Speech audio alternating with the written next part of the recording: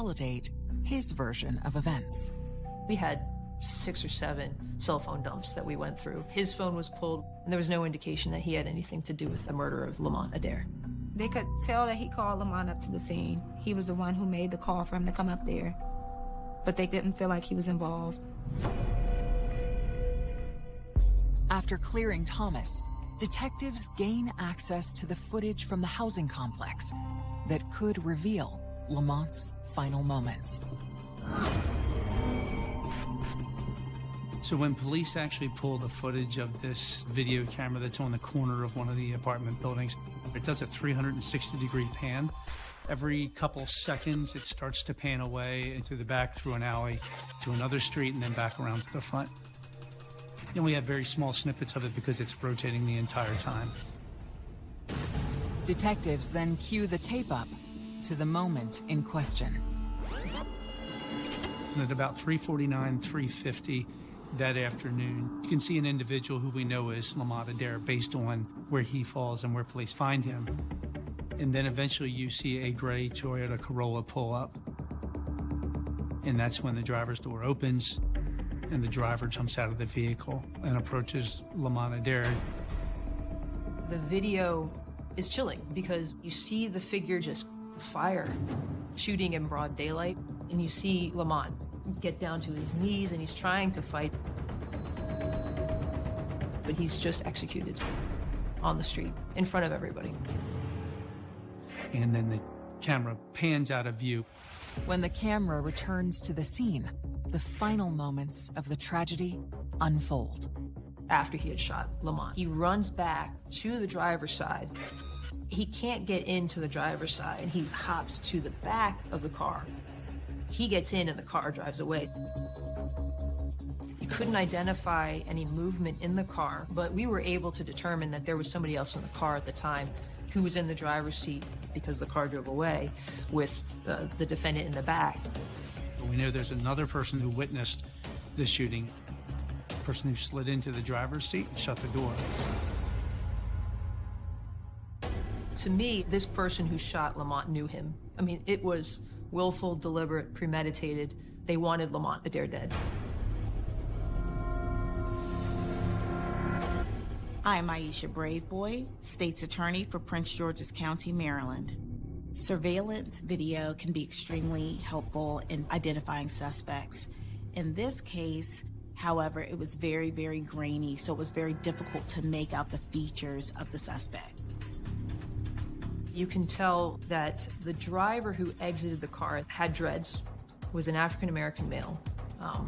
Beyond that, there was nothing in that video that could tell us who that was. It was a very small, common car, gray in color. There was nothing unique about it. There was no way to tell the license plate. But upon rewatching Lamont's final moments, they observe someone else who may be able to identify the killer.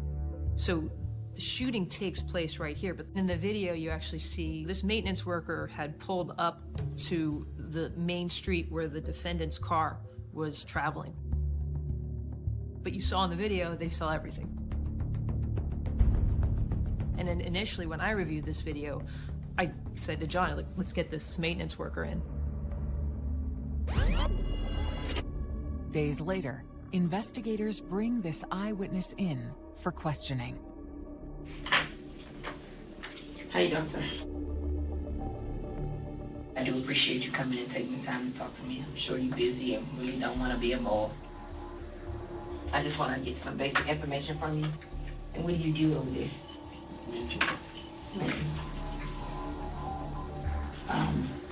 On the day of the shooting, you remember that day? Yeah. Can you tell me what happened? I just parked it and pull up with the car because he just come pull up, start shooting. The person that was doing the shooting, can you describe the person at all?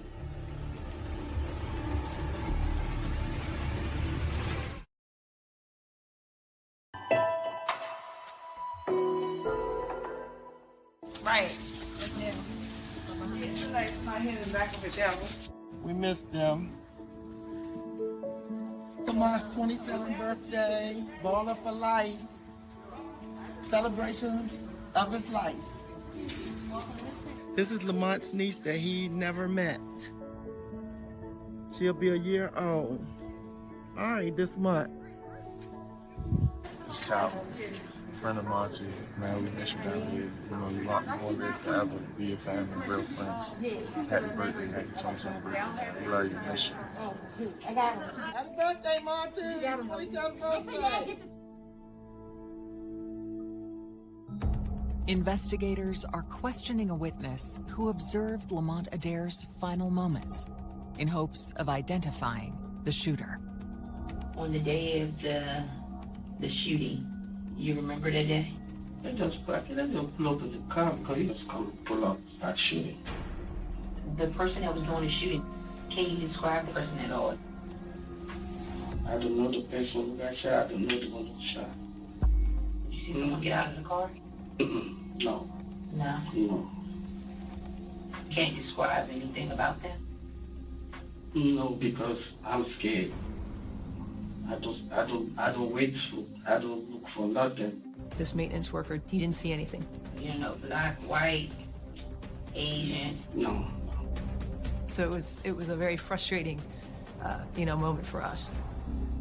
I appreciate you coming in to talk to me. I mean, of course, I wish you had more information, but I appreciate you. The witness's failure to identify the shooter highlights a major challenge detectives are facing. Sadly, there is an anti-snitching mentality for witnesses, and a lot of that probably is out of fear. They've got to live with the people that may have been involved in the incident. I understand the very real danger that people may feel if they do talk about cases. But in this particular case, it was so frustrating to see the number of people out, and nobody saw anything who could really tell us where to go. In the face of community silence, Lamont's family decides to speak out. The neighborhood didn't talk. So we got together as a family and we're like, well, we need to go up there and protest. We walked from the street where he was murdered all the way down to the rec center. What do we want? Justice! When do we want it? Now! The thing that mattered to me most was making sure someone opened their mouth enough to find out who did this to my brother. Don't sit and hide behind the windows and curtains. Tell what you know. I said, today is my son, Lamont William Adair Jr. Tomorrow it could be your father, your brother, somebody you love, so you would want to tell what happened because you would want somebody to tell you what happened to your family member. In the days following the protest, it's apparent that their message is getting through. People had started inboxing me from seeing us on the news, from seeing us up there protesting, from us pleading with the community members to speak up. The detectives fielded many reports from the family about what they had heard, who they heard it from, and the family was really active in trying to just find out information and funnel it to the detectives. One rumor suggests that an incident in Lamont's past made him a target for revenge. There were several rumors. One of them was that he was possibly a snitch for the police. That was basically that came up because he had recently, prior to this, had acquired a weed charge where he was found in a car smoking some weed. Like most of the kids his age, Lamont has started recreational use of marijuana. I think that's the way that he, detached from his issues or problems. And he had gotten into some trouble, and they arrested him. It seems that after the arrest, some individuals may have viewed Lamont with suspicion. I don't believe he was in jail for very long when he had been arrested for that, and certainly some of the rumors that circulate is that if you're out quickly that you must be working with the police. And I guess the phrase everybody uses is the streets are talking. And so some of the original rumors that went around were that potential suspects could be people who weren't happy about that. Detectives reach out to their partners in the narcotics unit. It wasn't a big charge. There would be no reason for him to want to subject himself to the dangers of becoming a snitch to work off a weed charge. We had no knowledge that he had been working with police on anything. Lamont didn't tell on anybody. He took the charge, and then he put that moment behind him, and he moved forward. Like, that little scare turned his life around. It's another dead end. But then, a friend of Lamont approaches police, claiming she has knowledge about the gunman seen on the surveillance video. Do you want something to drink real quick while I get my stuff? No, I'm fine. State your full name, please. Kenya had asked to talk to the detectives in charge of the case because she believed she had some information about who had done it. And that's when the case really got started. Detectives begin by asking Kenya about her connection to Lamont.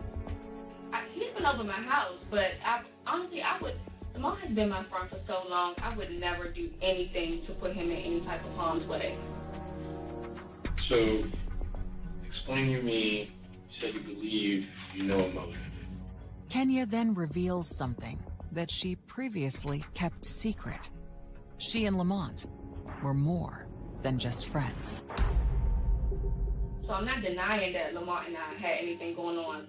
When did you start sleeping with Lamont? We didn't start sleeping together until like June. And that's why I'm coming here. According to Kenya, the relationship with Lamont pushed her ex over the edge. What makes you think that, because of everything that was going on between you and him, that he would go and kill Lamont? I really feel like he did it. He's hot-headed. He gets angry. He's a loose cannon. I feel like he did it just because of the situation. I'm worried that if he did do this, he might come after me. Well, what would make you think he would do it? He told me he would kill me.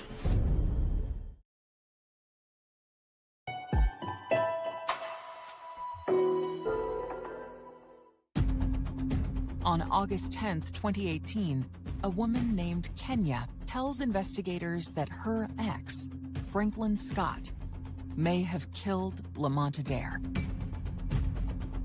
She wanted the police to know that she and Franklin Scott had a pretty tumultuous relationship consisting of several protective orders, but also 2 young children. So they were on again, off again.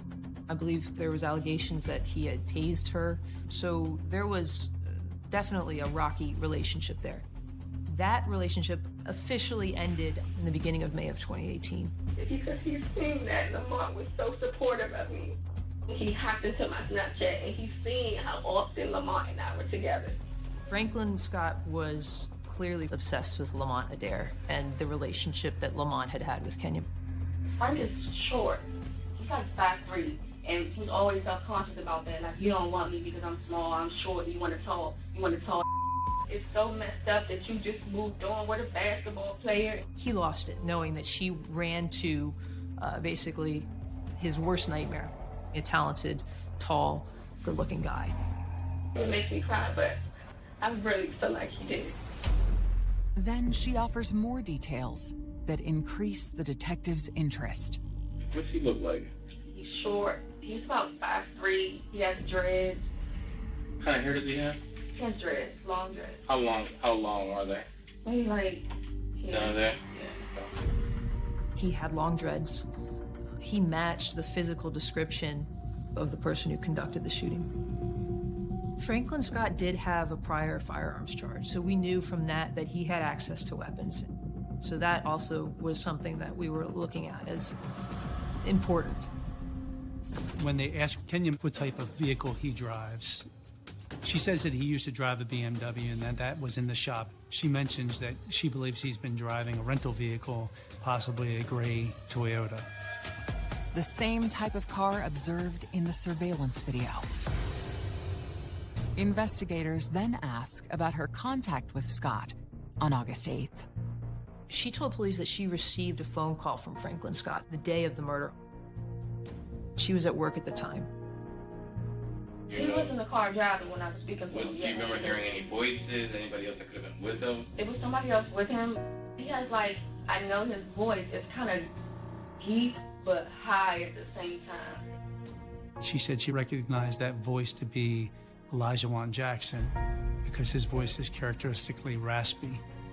It was O.J. Jackson. He had a nickname of O.J. the Shooter. He had a prior record as well. If you had to leave right now and go find him, where would you go? I don't know. Mom, maybe at OJ's house. At the time, the detectives were looking everywhere for him. They put out feelers everywhere trying to track him down. But after the murder, they were already gone. To narrow the search, they continue to focus on the vehicle spotted in the video. It's not until Kenya kind of comes out and we find out that the suspect rented a vehicle. She mentions a gray Toyota. Eventually, they do locate the rental vehicle, parked on a street in the Seat Pleasant area. After the murder, Franklin Scott basically parked the Corolla and walked off. A search of the car reveals bullet fragments inside. But there's no sign of the murder weapon. Then, in their quest to locate Scott, investigators recall a detail from his criminal past. They knew that he had to report for his pending gun charge in Anne Arundel County. One of the detectives realized that Mr. Scott had a court date. And so on August 23rd, Prince George's County Police Department were sitting on the Anne Arundel County Courthouse in Glen Burnie, Maryland, waiting for Mr. Scott to show up for his court date. And it was then that they arrested him for the murder of Lamont Adair. If he had thought that Kenya would be likely to talk, I think he wouldn't have set foot in that courthouse. He's taken to the Criminal Investigation Division for the Prince George's County Police Department, and he asks for a lawyer, so the police never get a chance to speak to him. Eager to collect more evidence against Scott, detectives begin monitoring his phone calls from prison. Within the week that he was arrested, he had made some jail calls asking his acquaintance to help him get rid of his babies, which the detectives were able to determine he was talking about his guns. Locating the weapon used in the murder would bolster the prosecution's case. Unfortunately, they listened to the jail calls a couple days after they were made, so by the time they were able to get a search warrant and search the house, there was no indication of any firearms there. The failure to find the weapon is a blow to the investigation. What we had at that time was not enough. It was enough for probable cause, which got Franklin Scott to be arrested, but it wasn't enough to find him guilty beyond a reasonable doubt. We knew we needed somebody involved in that moment to be able to be in court and point at Franklin Scott and say he's the one who shot repeatedly at Lamont Adair and killed him. That man is Elijah Wan Jackson. If we wanted who was truly responsible for this, we had to find him. So police immediately zeroed in to track him down.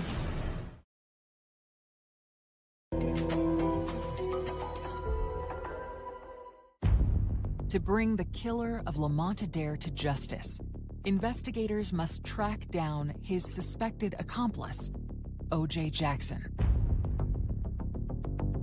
I had been watching social media, and OJ was traveling. He would go to Texas or Florida, I think it was, come back. Like, he's active on his social media page. But 16 days after the homicide, police get word that Jackson has returned to the Seat Pleasant area. On August 24th, police find Elijah Wan Jackson at his home, and that's when they bring him in to interview him about his involvement.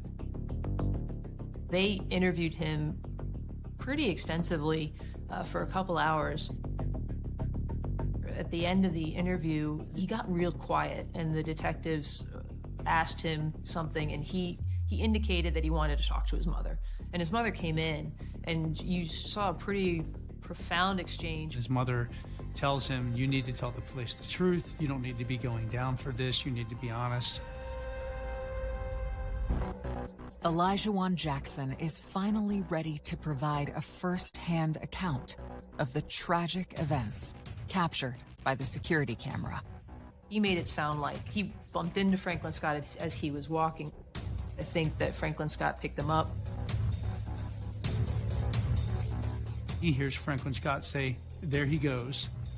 The car slows down, pulls a gun out of the driver's side door, handle shoots out the window a few times, opens the door and jumps out of the car. And he says the car keeps going, and he jumps over into the driver's seat and put the brake on. Then Jackson observed Lamont's final moment. Scott is standing over Lamont Adair and firing. I think it all happened so fast and it was a surprise to OJ. OJ Jackson just wanted to get out of Dodge. OJ indicated that he was not expecting it. However, he did get into the front driver's side seat. He was ultimately charged with accessory after the fact. Franklin Scott accepted responsibility for what he did as well, and primarily because he knew that Elijah Jackson was going to offer testimony against him. Franklin Scott pled guilty to first-degree murder. I'm pretty proud of that. It's a more certain outcome than going to trial. So I'm happy with the results. Elijah Jackson is serving a 6-year sentence. Franklin Scott is serving 50 years.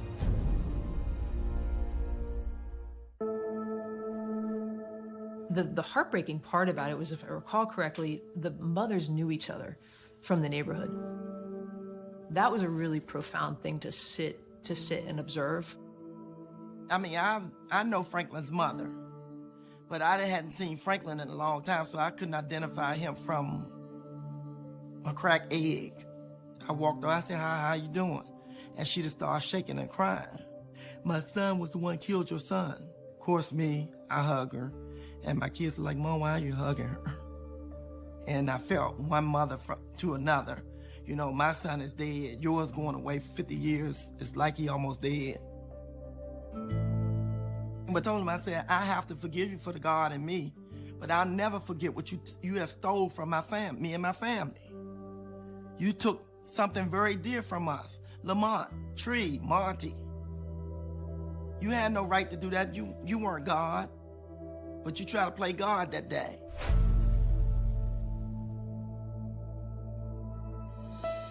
With the murder case resolved, the family continues to process their grief and replay Lamont's final moments. Makai had just started walking right before Lamont passed.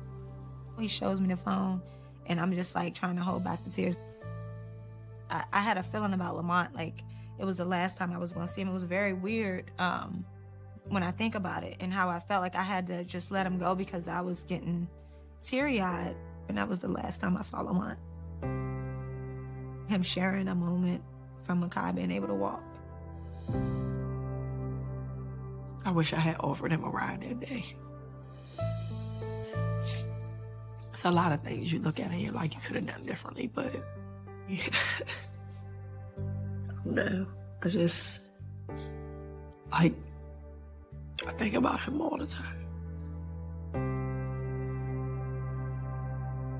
You know, Lamont knew we loved him, and he loved us. And at the end of the day, nothing else matters. Go ahead.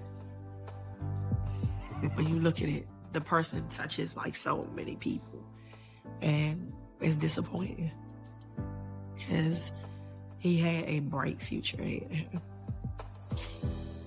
I'm just proud of him for the man that he was and who he was trying to become, you know, for his family.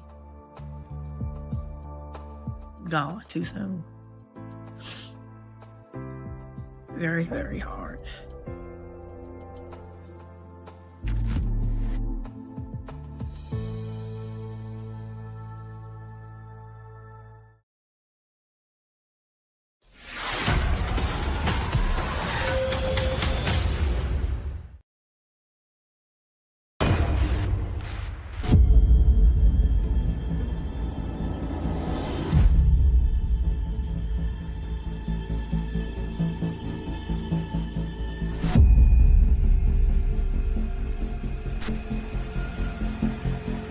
She's walking at a quick pace. You can tell that she's comfortable with nobody behind her. And within minutes, she has vanished into thin air. I said, "What do you mean they can't find her?"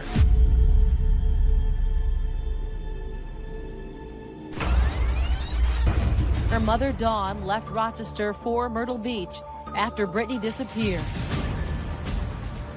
Helicopters, ATVs, horseback. I saw what it was like to lose a child. I had to find my daughter, and I wasn't going to stop until I got answers.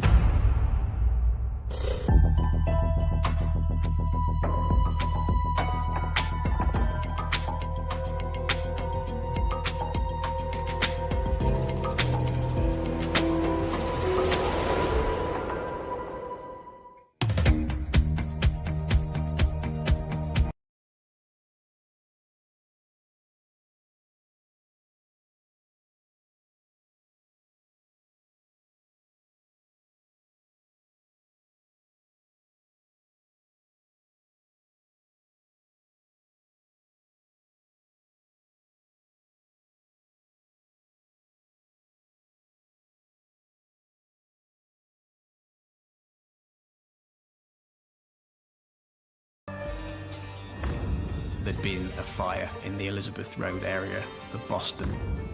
Police discovered a woman, early 30s, in a flat on her own, dead.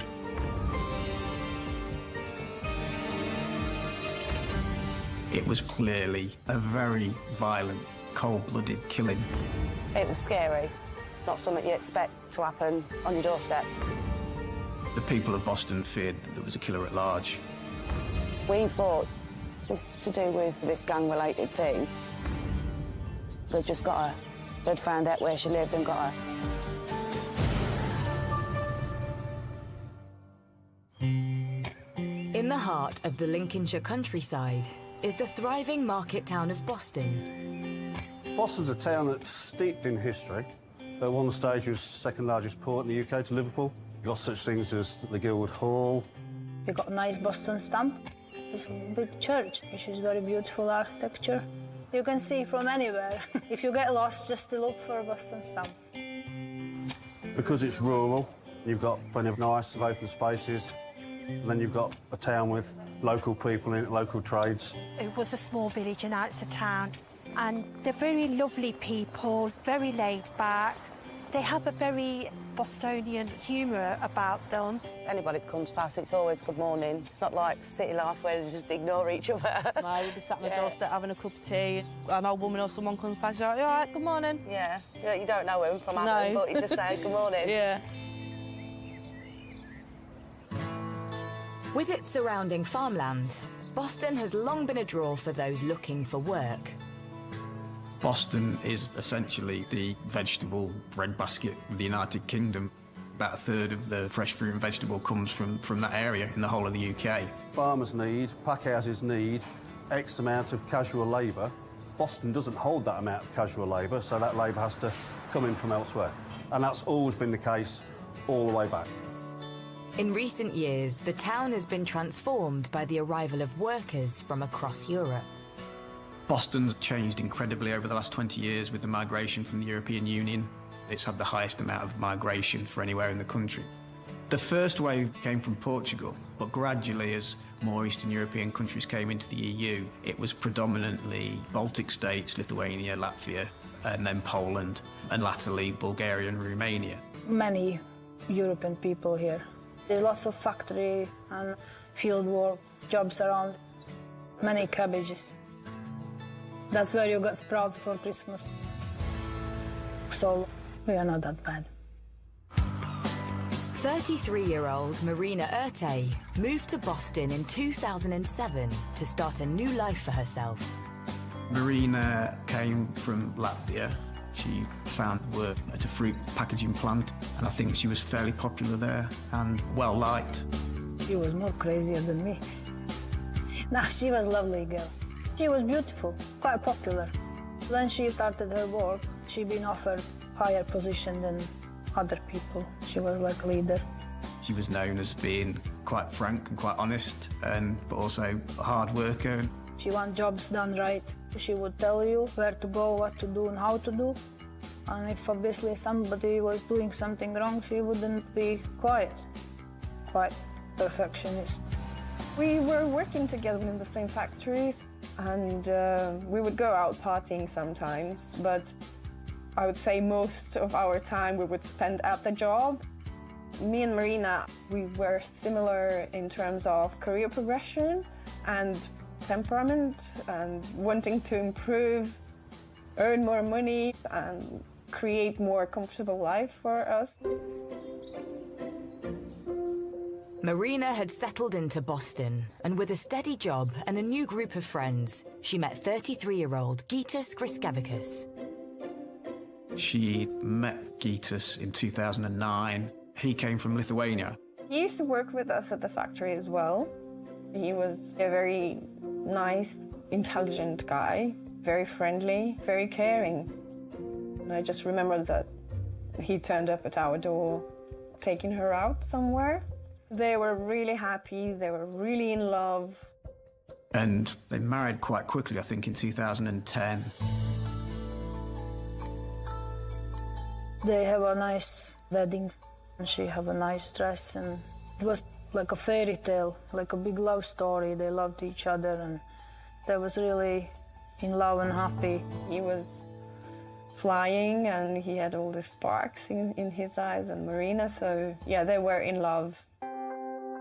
And it wasn't long before Marina and Gytis decided to start a family together. In November 2010, Marina gave birth to their baby daughter. She was very good mommy. She adored her little girl. She was always calling her little princess, always.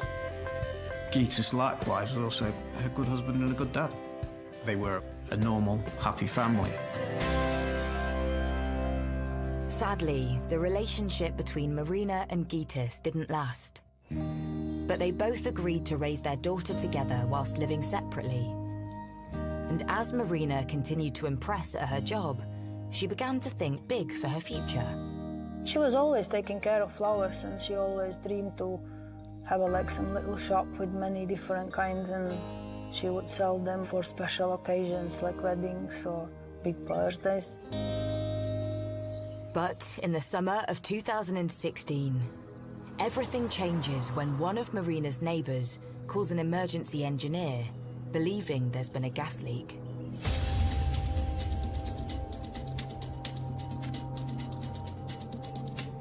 The next door neighbour smelt something under the stairs. But when the engineer arrives, he suspects the smell is coming from Marina's flat and looks through her letterbox. They spot a smouldering fire and call the fire brigade immediately. Fire rescue. Oh, hello. I've been called to the downstairs flat, but we can smell smoke from upstairs, and there's fire damage to the stairs. Right, okay. I remember learning there'd been a fire in the Elizabeth Road area of Boston. I don't think there was any obvious sign of a fire from outside, but certainly the neighbours were aware that it had been a fire. The lady from downstairs thinks there'll be somebody inside upstairs, but we can't get up the stairs because they're too damaged. Okay, we have got fire crews on the way to it, okay. Firefighters force their way into the flat and put out the smouldering fire, whilst checking if anyone is home. At first it appears empty, but as the crew enter the bathroom, they make a shocking discovery. They find a woman, early 30s, in a flat on her own, dead, obviously by strange circumstances, in a bath, no water in the bath, covered in soot, with a hose on top of her. You know, you think, good gracious, you know, how on earth has this happened? Police are immediately called to the scene. I want to know what the cause of death is roughly at that stage. So is it a homicide? Is it suspicious? I mean, just because a body's been found in the bath doesn't necessarily mean it's suspicious. It could have been an accidental fire or something like that. Police quickly established that the dead woman is Marina Urte. It becomes obvious she has been brutally attacked, with horrific injuries to her face and body. A murder investigation is immediately launched and officers secure the scene. It's all about scene preservation. The scene can tell you a phenomenal amount, and the last thing that you need is that scene corrupting. News of Marina's death quickly spreads through the street. We all gets moved out of the flat, and then next hour or so, turns out she's been murdered in a battle. We never, ever thought for a second that there was a murder. We just generally thought there was a fire. Not something you expect to happen on your doorstep. It's just crazy.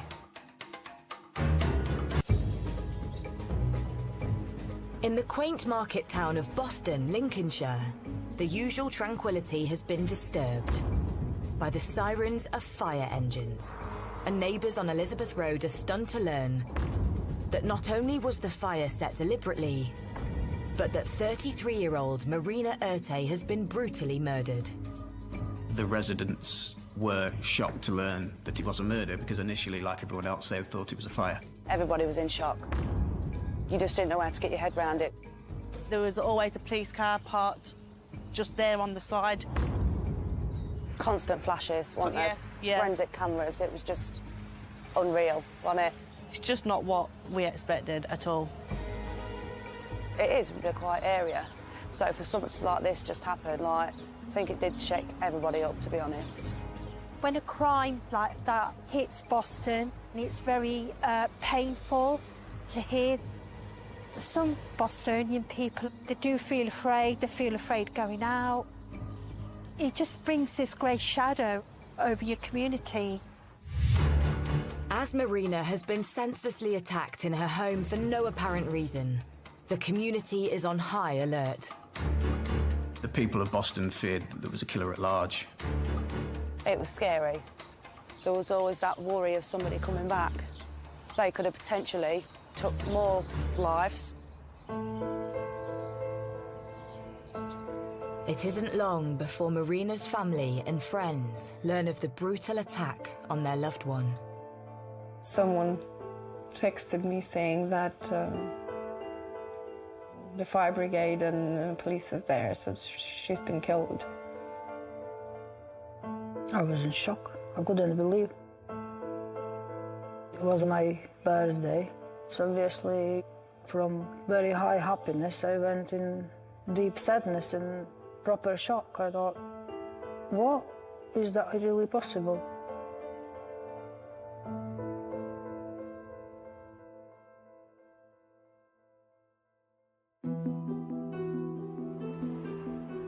With a murder investigation underway, police need to establish a timeline of Marina's last known movements. There's all sorts of inquiries that need to be made. We would have people immediately looking for CCTV in the area. We'd have people very, very quickly knocking on doors to find out who's been seen in the area, who hasn't. We need to find out when this happened, because that's the starting point, isn't it? When was she last seen, and who was she last seen by? Also, where she worked, who she would normally work with, when should she have been in at work last? Officers speak to Marina's colleagues at the fruit packing factory where she worked and narrow the time frame on her last known movements. Police discovered Marina hadn't turned in for work 5 o'clock that morning. So clearly, whatever had happened before that time. And that's absolutely key part of the investigation.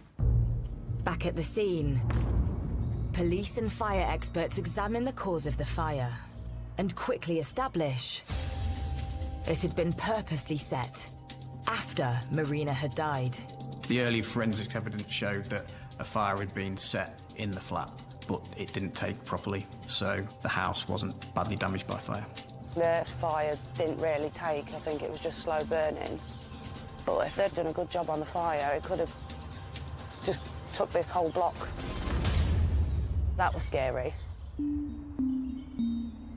With the fire having been set after the attack, detectives speculate whether Marina's killer had tried to destroy evidence at the scene. They won't have known if they left any forensic evidence there. They won't have known if they left any fingerprints there. They won't have known for sure that someone didn't see them either going or coming back. Forensic experts are called in. They need to examine the scene to find any clues that might point to Marina's attacker. When we got there, it was obvious that I wasn't able to do my job. The reason I couldn't do it is because the fire that was started on the stairs had produced a certain excessive amount of soot throughout the flat. And the whole flat was covered in a thin layer of soot, which meant you couldn't see the blood. So at that point, after a brief look around, and we did locate some bloodstains, but it was obvious that the extent of that was much more than what we could see, we decided to go home and have a team of people come in and de-soot the scene, and then us to go back after that process has been done. Forensics must wait until the thick layer of soot is meticulously cleared before they can work. But detectives do manage to question Marina's ex-husband, Gitis. He says he hasn't seen her, but reveals some information which leads investigators to look deeper into Marina's personal life. And they uncover some disturbing connections to some violent people.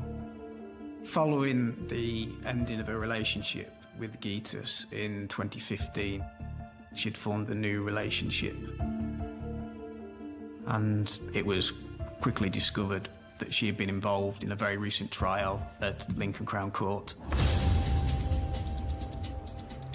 She had been charged with perverting the course of justice after her new partner was involved in a violent attack on another group of East Europeans. The man in question is 42-year-old Alexandra Kudryasov. Alexander, he worked at the same factory as well. Alexander was involved in what's it called, criminal activity and deviant behaviors and everything. He's got quite a rough background. Police found out that a new boyfriend had recently been sent to prison for 18 years for grievous bodily harm, dreadful attacking involving knives. And Marina herself had been acquitted for conspiracy to pervert the course of justice in providing him with an alibi, only a matter of days before her body was found.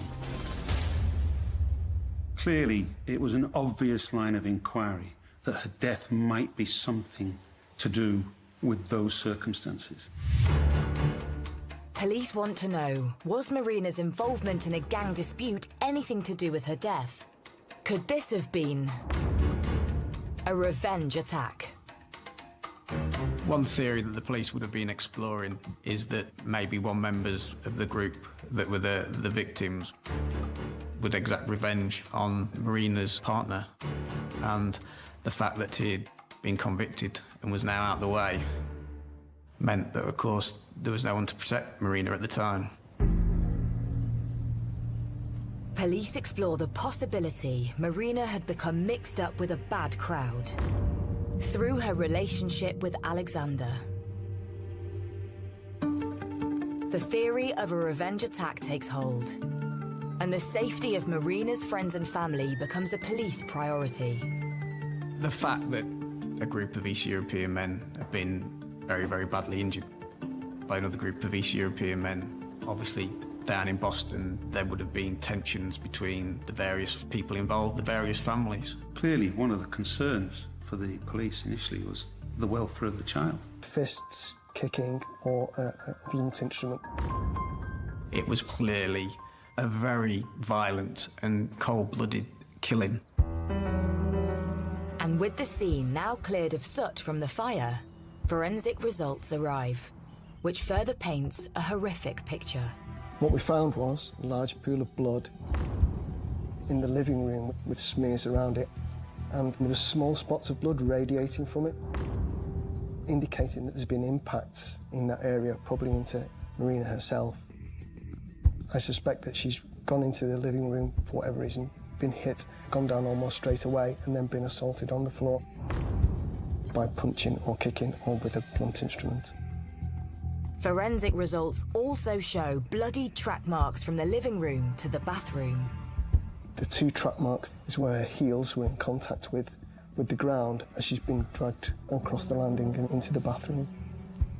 In the bathroom, there was spatters of blood around the bath and on the floor to indicate that she'd been further assaulted in that area. Her body was found naked in the bath. There was no blood-stained clothing, so when it happened, she was most likely naked. And the pathologist said that Maria had actually been drowned by having the shower head forced into her mouth, and it was that which actually killed her in the end, was the cause of death. But who could have carried out such an horrific attack? Had Marina become sucked into a gangland dispute and paid the ultimate price for it? We'd heard that she had gone to court to do with this gang-related thing. Yeah. We thought she'd just got her. They'd found out where she lived and got her.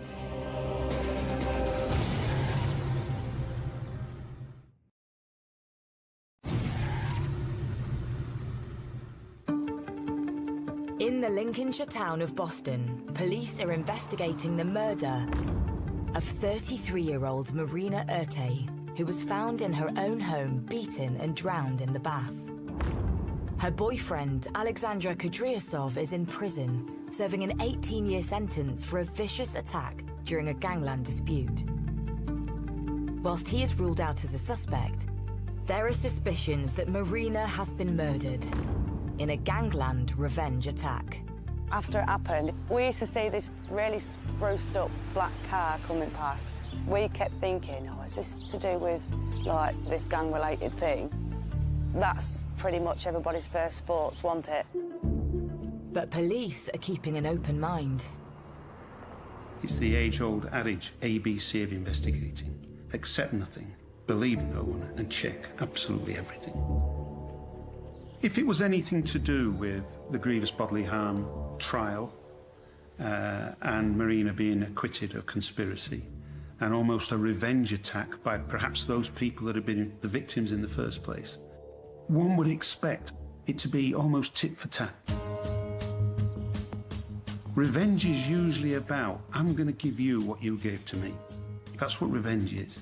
Revenge doesn't normally extend to attacking a defenseless woman in her own home, viciously and violently over a prolonged period of time. That, to me, was not a revenge attack. Police also suspect that the lack of a forced entry points to a different explanation. That immediately means to me, this is personal. That would be my first thought there. This is not a random attack. This isn't a burglary gone wrong or anything like that. This is personal, for some reason or other. Whoever did this to Marina knew her, and Marina knew them and had let them in the house. With this latest theory, police look closely at Marina's inner circle. One of the key elements is always to find out who saw the victim alive last. Police would have been looking to question those who were closely connected to Marina. That would have been her former partner and her former husband, also her sister who lived nearby. As every police officer knows, most murders are committed by people known to the victim, so it would have been their primary avenue of inquiry. As Marina and her ex-husband Gytis had shared custody of their daughter, police question him about the last time he saw her. Under questioning, Gytis did disclose his movements on the night and day before the murder. He disclosed that he'd been celebrating his birthday. He immediately said, yeah, Marina had come to his house, had then gone to a supermarket and bought some whiskey, and then gone back to her flat. This would have been late in the evening into the early hours of the next day. And he said that he left Marina's flat at 2 o'clock in the morning, and that when he left, she was fine. They'd had a pleasant evening, they'd had a few drinks, but there was nothing else. He was saying, "It's not me." With Gitis admitting to being with Marina on the night of the murder, but claiming to have left on good terms at 2 a.m., investigators have little else to link him to the murder.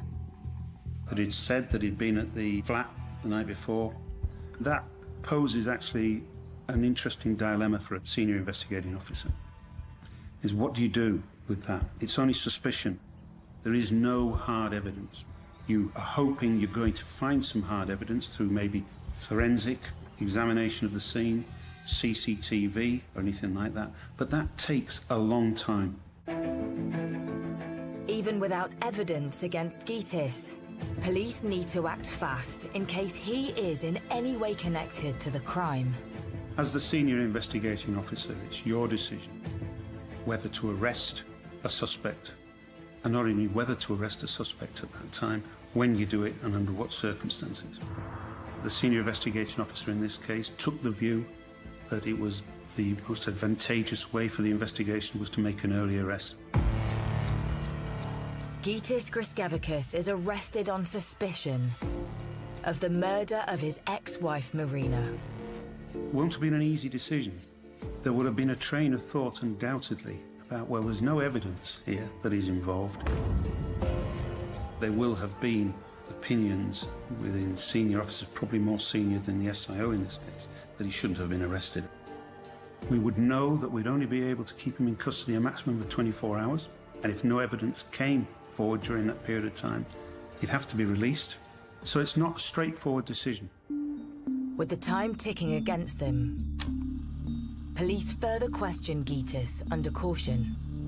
He gave the same story as he'd done before he'd been arrested, that he'd been there with Marina voluntarily, he'd left around 2 o'clock in the morning,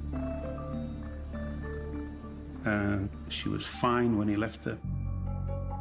But with Gitis now in custody, police can delve deeper into his life to find any evidence that might connect him to Marina's murder.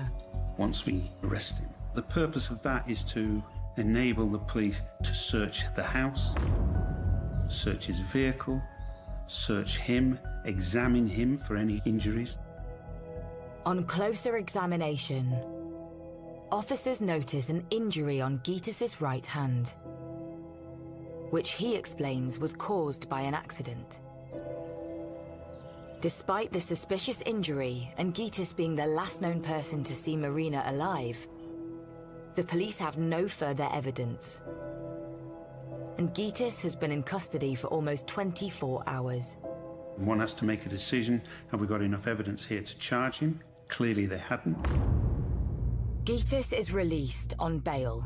The news obviously left question marks for people in the area. Was this the man? Had they caught the killer? Or was the perpetrator still at large? Police now move their focus away from Gitis and cast the net wider. They trawl through hours of CCTV across the local area in hopes to find anything that might lead them to Marina's killer. They would have trawled hundreds of hours of CCTV. CCTV examination is an art form. It isn't just a straightforward process. It can take weeks and weeks and weeks to do it methodically. Some of the bigger police forces these days have dedicated teams whose sole job it is to do that. And after hours of examination, police find footage from the early hours of the 20th of May, the day Marina was thought to have been murdered. And it places Gitis back in the frame. They managed to find him on CCTV. The footage shows Gitis running towards Marina's house at 9:30 p.m. Rather than he had claimed, heading there with Marina after a party at his. Then, 2 hours later at 11:30 p.m, Marina and Gitis are seen together at a nearby supermarket. And then, crucially, he is caught on camera returning to his house much later than 2 a.m, the time he told police. So he had not left Marina's home at 2 o'clock in the morning and gone straight home. He was seen around 7:30 in the morning, and I believe he got back to his own premises around about 8 o'clock in the morning. So straight away they know he wasn't where he said he was, when he said he was there. The story he gave from the outset was a pack of lies. The CCTV footage disproves Gitas' story and places him near to the scene on the morning of the murder. But the police still need more evidence to strengthen their case. The police would then start thinking, well, how can we bolster this circumstantial evidence? The police then begin to find other pieces of evidence that link him to the murder. A pair of his shorts were found in his washing machine, which he was seen to be wearing on CCTV. And lo and behold, no blood was found on the shorts or anything like that. But the police would then say, well, where's the hoodie that he was wearing? Where are the T-shirt that he was wearing? Where's his footwear? Where are his socks? None of which was ever found. The fact that he couldn't account for that, again, just adds to the circumstantial evidence. Gitas' phone is seized and searched, which raises further suspicion. They found he had inadvertently wiped all the data off his phone. The police believe Gitas deliberately wiped his phone to hide incriminating messages. But with the only evidence being circumstantial, and forensic results from the scene showing no strong link to Gitas being the killer, will it be enough to charge him for murder? Or will the theory of a gang-related revenge attack for the crimes of her boyfriend hold the truth to the killing? Lincolnshire police are investigating the murder of 33-year-old mum Marina Urte. And although they have circumstantial evidence that links her ex-husband Gitas Griskevikas to the crime, they are lacking forensic evidence. Meanwhile, her new boyfriend is serving 18 years in prison for a violent assault on a rival gang, and there's a theory Marina could have been killed in a revenge attack. Then the police make an announcement. The Crown Prosecution Service has decided to send the case to trial. And it's Gitas they believe is the killer. Following the CCTV and other pieces of evidence, Gitas was rearrested and charged with the murder. Gitas pleads not guilty. And with the evidence being mainly circumstantial, the police have their work cut out to prove there is enough to convict him. Certainly the lead-up to a trial for murder involves a phenomenal amount of work. Making sure the evidence is presented in the correct fashion, making sure witnesses turn up. My feeling at the beginning of every murder trial I've been involved in was a fear of being perceived to have let the victim and the victim's family down. They are completely beholding upon you as an individual to bring some justice for their loved one. In March 2017, the trial into Marina's murder begins at Lincoln Crown Court. And as Marina's friends and family enter the courtroom, they come face to face with her alleged killer. When I came in, he looked at me with the eyes full of almost tears, and he looked at me as if I didn't do it.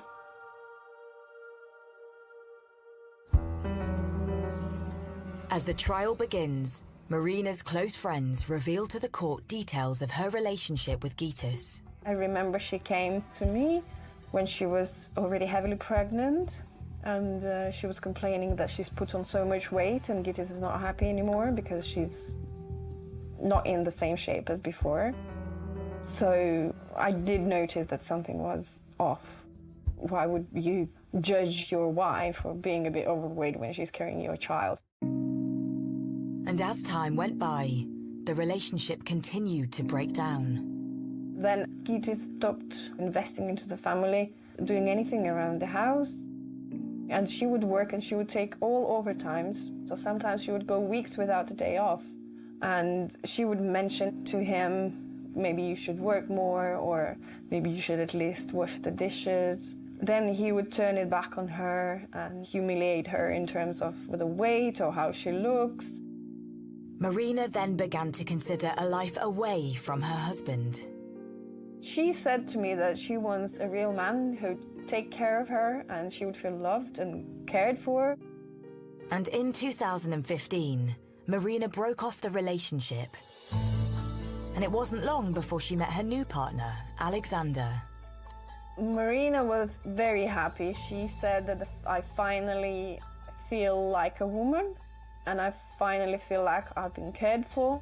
He gave me a perfume, and she said that over all these years with Gitis, he never gave her anything like that. She felt so much appreciated. And friends revealed to the court that Gitis did not take Marina's new relationship well. Piskevicius was still besotted with Marina.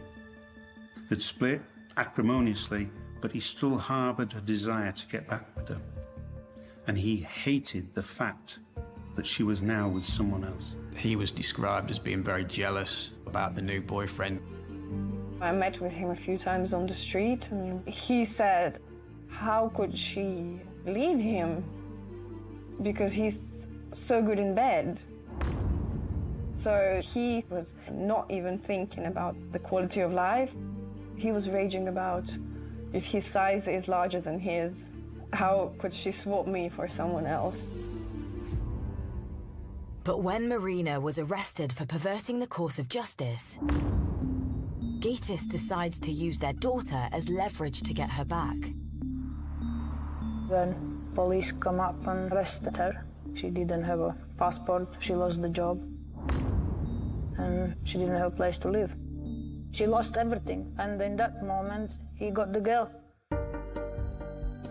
She was praying and hoping that everything's gonna work out so she could then finally reunite with her daughter. When she was fully acquitted of any wrongdoing, Marina asked to be reunited with her daughter. But Gitis refused. I told him that you probably ought to allow Marina see the child, at least under the supervision of social workers in the children's center once a week for a few hours. She's probably missing her mother, and he was absolutely reluctant to do that, and he mentioned that we don't even mention mother's name in the house. Her girl was not allowed to pronounce her name in front of him. He was sending her nasty messages about the girl, like no money, no honey, asking for money. Then he was taking girl out from the country, which she supposed not to do, and then posting in a Facebook saying, oh, hello, we are here. That was very nasty. And things only got worse for Marina. Marina had made all sorts of complaints against Piskevicius. She couldn't prove any of them. I think her vehicle had been damaged, she'd had a pedal bike stolen. She didn't know that it was him for sure, but she thought it really was, and it frightened her. There were a couple of occasions when she went to the police because he was seen filming her on his mobile phone, arriving at her house unannounced, and it spooked her to such an extent she went to the police. I think Marina had confided in certain friends that she was worried that Gitis was stalking her. She rings me one day, she says, he was standing on the corner of the street looking at the house. However, in the last few days of Marina's life, hers and Gitis' relationship seemed to rekindle. They restarted the communication. She rang me and she was so happy to say, oh, you don't know what just happened. I will see the child soon and he's talking to me in a nice way. And she was willing to resolve the conflict for her, for the daughter, and for him, for Gitis even. Just before the day, she rang me and she was very excited. And she said, he said that he loves me, and he wants to get back. He's the father of my child. Maybe I should, maybe I shouldn't. And he wants to come over. He wants to celebrate his birthday with me. And I did tell her, do not meet him on your own. Piskevicius was still besotted with Marina. I think he saw an opportunity there to say, right, I'm the father of your child. This is my birthday. Let's celebrate together. Give it another go and rekindle our marriage. Back in the courtroom, it appears with only circumstantial evidence, Gytis could still walk free. But then a new witness takes to the stand and flips the case on its head. This individual contacted the police and said, this guy admitted to me what he'd done. He admitted to me that he'd murdered Marina, and then he admitted that he'd set fire to the premises. And I'm prepared to give evidence to that effect. After a grueling 2-week trial at Lincoln Crown Court, the jury returns its verdict. Gytis Piskevicius is found guilty of Marina Urte's murder. He is sentenced to life with a minimum of 23 years in prison. The guy came and gave his evidence, and obviously the jury took it on board, and ultimately, with that and with all the circumstantial evidence, unanimously convicted him of murder. He's got to spend 23 years in jail before he even becomes eligible for parole. That's a long time by anyone's book. But you know, he committed one of the most horrific crimes you could imagine. On a defenseless mother of his own child, my view is that he deserves every one of those 23 years. But why did Gytis decide to kill Marina? On that fateful night on the 20th of May 2016. I think it was about the fact that she was shunning his advances. Even though the new boyfriend was going to be in prison for 18 years, she still wanted to stick by him. He couldn't bear the thought of that. And I think he thought, well, if I can't have you, no one else can. I think Gytis was jealous and had been humiliated by the new relationship, and that was his motive for the murder. He'd taken the poor woman, battered and beaten, from one part of the flat to another, where he attacked her again, bundled her into a bath, and then drowned her with a hose. I mean, how callous and calculating can you get? And for Marina's neighbours, her killing still haunts them to this day. I always get the question, did you not hear anything? I'm like, no, I didn't. I'm like, so wish I did. It was in my mind for a very long time, thinking, why the hell could I not just hear anything? And then maybe we could have given her some hope. No matter how much danger I'd be in, I would have busted through the door and tried to help. 100%. If I'd have heard anything, I'd have gone straight in there and tried to help her. Even though I'd be putting myself at danger, I'd still help her, because nobody deserves to lose life like that. And for Marina's friends and family, with the case behind them, they are slowly coming to terms with a life without her. The biggest thing I miss about Marina is her liveliness. She was very, very positive girl, full with ideas, full with life. I miss everything about her because I don't have anyone similar to her. She was a very good friend, and in my difficult situations, when I'm so upset and I'm so down, I know that she would be the person to turn to. She would just tell me, everything's gonna be all right. Don't worry about anything. Everything's gonna be perfect. And she had so much power in these words that I would... Police have launched a murder inquiry after an elderly woman was found dead at her home in Fleckney. I was gobsmacked. There's something could happen like this, literally on my doorstep. This case was one of a kind. Not only the nature of it, but the brutal nature of it. When I found out, it just floored me. How? Why could that happen? This is an old lady who's been murdered and seriously sexually assaulted in her home.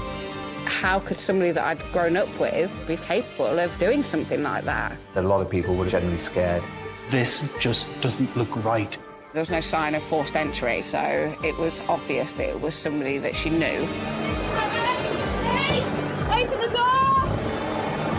Right, at this moment in time, I'm arrested with suspicion of murder.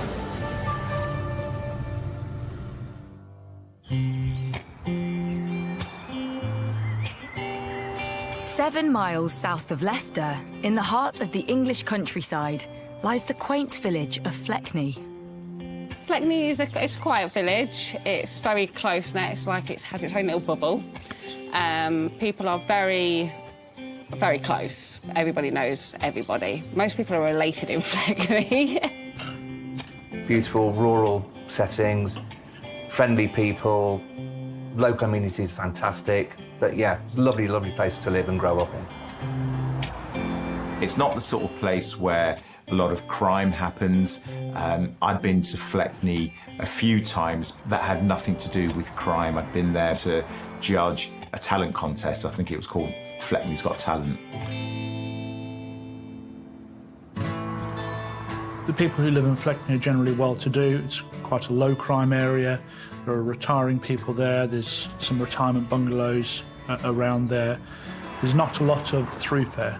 The people who are in Fleckney are generally the people who live there rather than the people who visit there. And it was this perfect idyllic village that 72-year-old Jane Hings chose to retire to. Jane was an only child, and her mum and dad sadly passed away years before, which left her on her own with no immediate family around. Jane was quite a private person. She didn't like everyone to know, her business, and kept herself to herself, really. But once you got to know her, she opened up more, and it was just fun. She had quirky ways about her, but she was kind and she was caring. Everybody in Fleckney knew Jane. She relied on people to give her a lift to the hairdressers, to the shops, things like that. She was inoffensive in every way. People didn't have bad things to say about her. And in her life beforehand, she worked hard. Jane took pride in her appearance. She'd always, regular having her hair done every few weeks, and she'd always sort of make sure she was nicely dressed and put on a bit of makeup, so she'd still try and make the effort to look nice. Having worked overseas as a nanny, Jane had settled into retirement, whilst also taking care of her much-loved rescue dog, Paddy. He was spoilt rotten. Everything she did was for Paddy. You'd go in, there'd be dog treats stacked up to the ceiling. We'd lie on a bed at night and could look with her. Whilst Jane used friends and neighbours to help walk Paddy, in the summer of 2017, an accident meant she needed a lot more care. Goodbye. Jane had a fall and was admitted to hospital for about 3 or 4 weeks. She'd suffered some injuries when her dog Paddy had pulled her over, and then when she came out of hospital, that's when she needed the carers and she needed help in getting around, and she couldn't go very far. But the community came together for Jane, and she slowly got back on her feet. She was the sort of person that people warmed to, they liked her, and they were happy to help out. Then, just a few weeks after leaving hospital, tragedy strikes. On the Sunday morning, Jane's carers went in as they were meant to, about 7 o'clock in the morning. Jane's front door was unlocked, which is normal. They went in. She was laid in bed. The cover was pulled up over her head and both of her arms were raised above her head. When they peeled back the duvet, which had covered her head entirely, they saw that she had died. The carers are puzzled that Jane's body is covered completely by the duvet and call for an ambulance. Then, they notice something else unusual.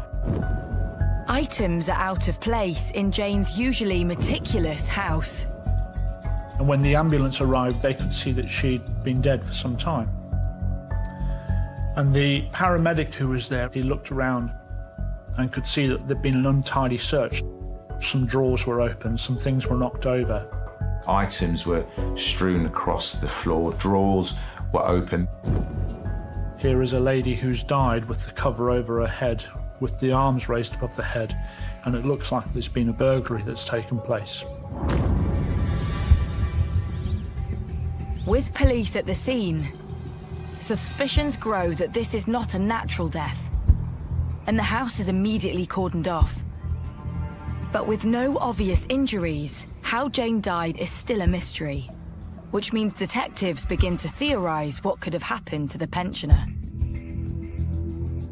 Is it a burglary that's gone wrong? Is it Jane who's suffered a heart attack following a burglary, or whether she has passed away and then a burglary has happened afterwards, or whether this is somebody who has murdered Jane and then burgled the bungalow afterwards? The first step for detectives is to establish how Jane died. I received a phone call from the duty detective inspector who said they had a death. They weren't 100% happy with it, and they would value my opinion on what was going on. Dr. Hamilton attends the scene, and as well as the unusual way Jane has been tucked into her bed, his suspicions are raised further. And the most immediately concerning thing was that her nightdress appeared to be pulled up, and that seemed very unusual for somebody who simply died in their sleep. This just doesn't look right, it doesn't look normal. As suspicions are raised that she could have been the victim of a sexual attack, Jane is taken for post-mortem. But almost immediately, everything changes. This is HFM. Police have launched a murder inquiry after an elderly woman was found dead at her home in Fleckney.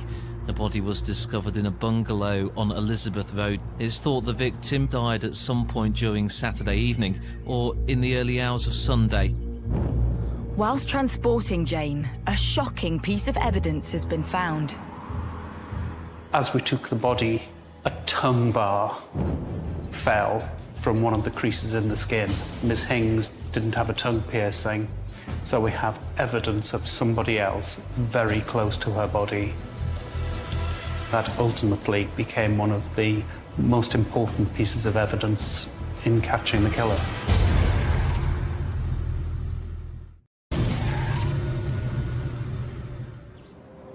On a quiet Sunday morning in the village of Fleckney in Leicestershire, residents are waking up to disturbing news of a possible murder on their doorstep. This is HFM. Further tests are being carried out to try to determine what killed an elderly woman in her own home in Fleckney. It prompted police to launch a murder inquiry following the discovery of her body in the property on Elizabeth Road. There were signs of a disturbance in her bungalow, which has led officers to believe she may have been the victim of a burglary. 72-year-old Jane Hings has been found dead by her carers early on a Sunday morning. Her house has been burgled, and there's signs she has been sexually assaulted. Police are treating her death as suspicious and have cordoned off the scene. There was police take from the tree round to the lamppost. You couldn't get to where, if you can just see that red car behind this thing, that was all blocked off as well, because that's the back of her house. It's not something we expected to ever happen in Fleckney. It's such a quiet village, a nice village. I was gobsmacked. There's something could happen like this, you know what I mean, on my doorstep, literally on my doorstep. And for people that I knew. It's a place where you could leave your doors and windows open. Everybody knows everybody. But, you know, this sent shockwaves through the community. And I think that a lot of people would have felt generally scared. With the village inundated with police vehicles, Jane's loved ones are also confronted with the news of her death. I'd arranged to go over to Jane's on the Sunday morning to take Paddy for a walk. And as usual, I was running late and I'd had no phone call. which was really strange. And then I pulled into the close where she lived and just saw loads of police cars, police vans, forensics, and yeah, that's when I found out. So I last spoke to Jane the night before. I was supposed to go and see her that day. I'd been on holiday, so I hadn't seen her for a couple of weeks. And we were on the phone for about an hour. I miss Jane. I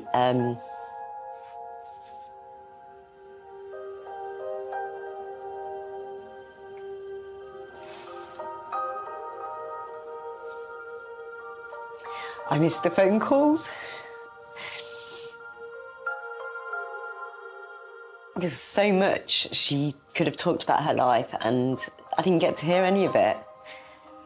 And my phone is so deadly quiet all the time.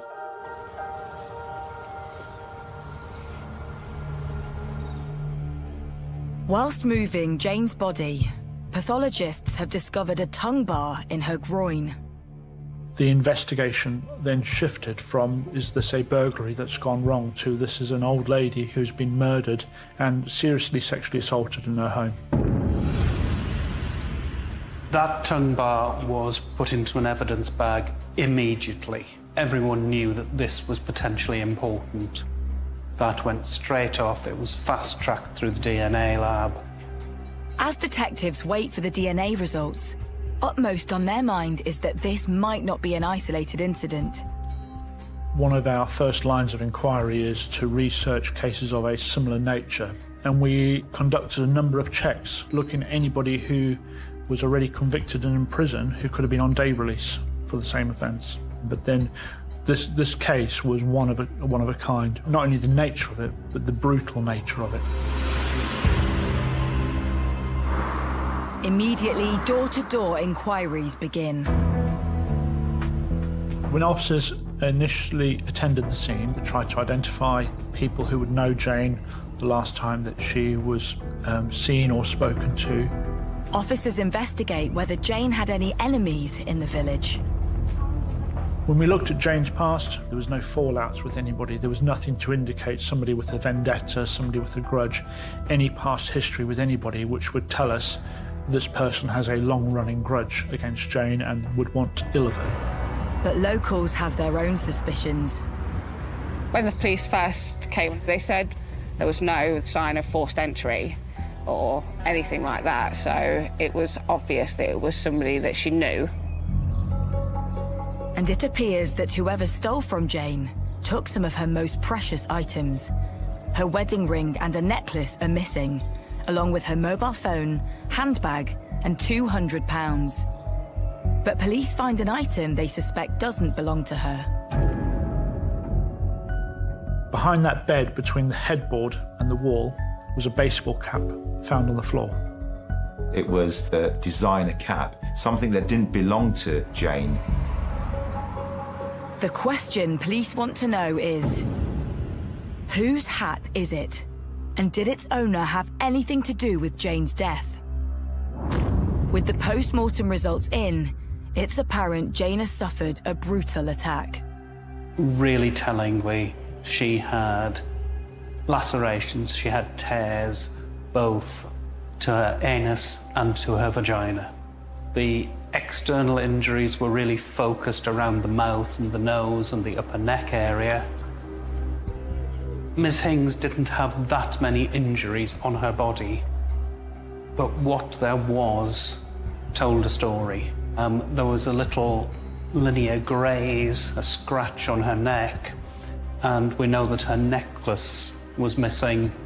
It would certainly fit with somebody having pulled that necklace and it scraping across the skin. The most important thing that the post-mortem brought out in itself was that there was no natural cause for her to die. No natural cause for Miss Hings to be dead. In addition, there was some quite disturbing bruising around her jawline, around her mouth, something that really makes you think we have to be sure that this woman hasn't been strangled or smothered. Less than 24 hours after Jane was discovered, the fast turnaround DNA profile from the tongue bar is returned from the lab.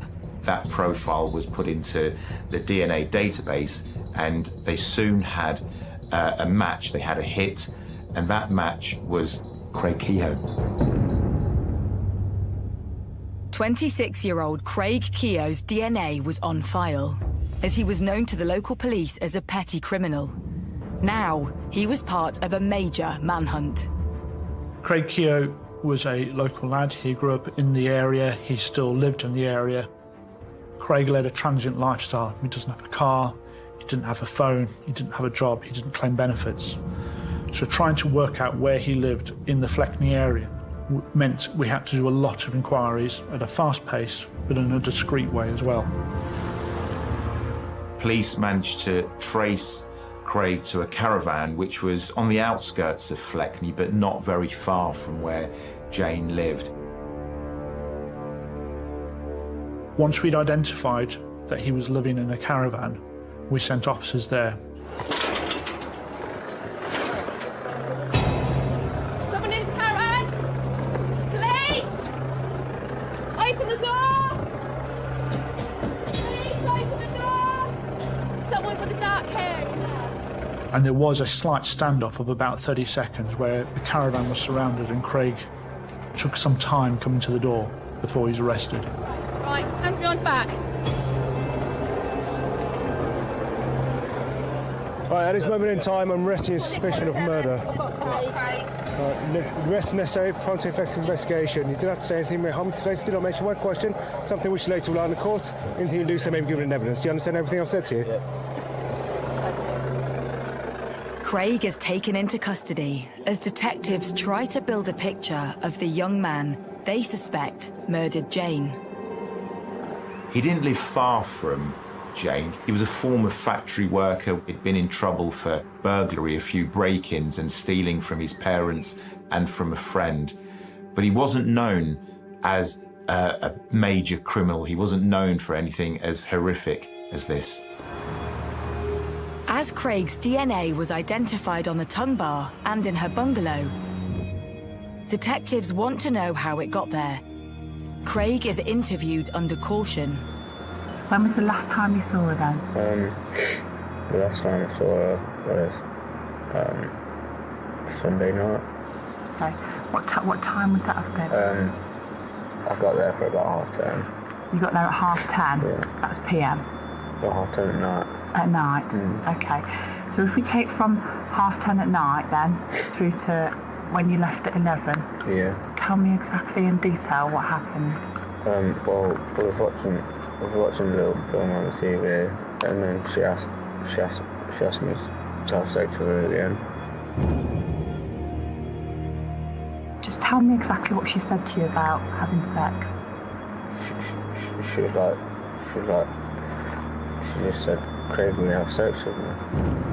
And then, well, the first time it started off was about a month ago, and I was in the house, and then she just came into the front room naked, and then she was like, "Craig, come and do it with me, and I'll pay you." He offered the reason that his DNA was inside of Jane and inside the scene was because Jane had paid him for sex. Okay, and how much did she pay you? Yeah, she paid me £200. £200.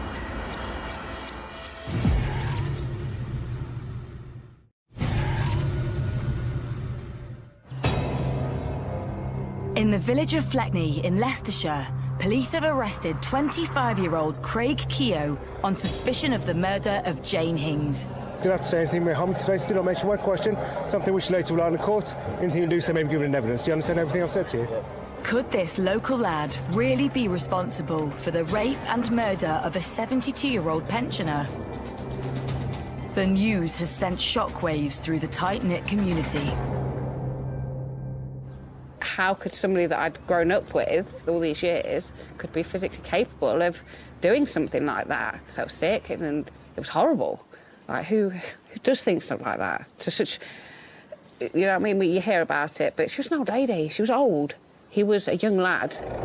Keogh has been taken into custody and is being interviewed under caution.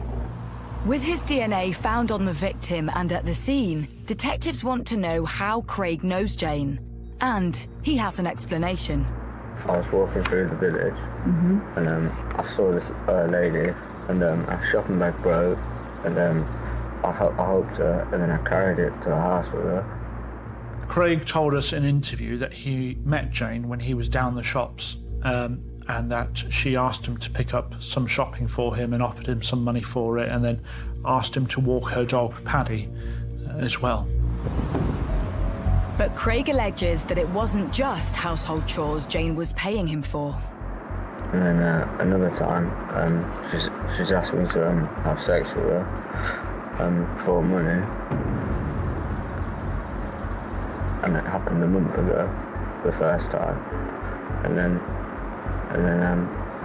she's asked me to come back a month later. And then it happened again. Key to the police investigation was the tongue piercing found in Jane's groin. Have you got any piercings? I got my ear pierced. Your ear pierced? Okay. Anywhere else? Yeah, my tongue pierced. Your tongue?